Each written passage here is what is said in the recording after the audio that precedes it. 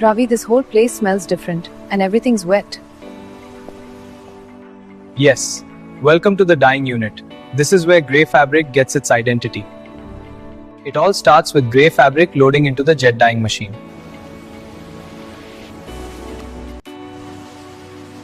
Why stitch the fabric like that? So it circulates smoothly without tension. Here, the fabric is washed and wetted to open the fibers. Now the real transformation begins, dyeing.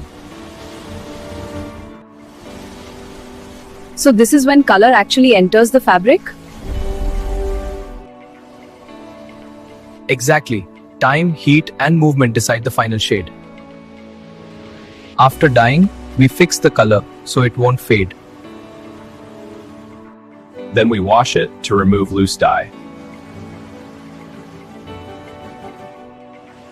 Next, excess water is removed using hydro extraction. Then the fabric is dried and relaxed. Hard to believe this started as plain grey fabric. That's dyeing. Science and control turning fabric into something people wear. That's dyeing process of fabric. A big thanks for watching this video. Do hit a subscribe and like button to get updated on the new content.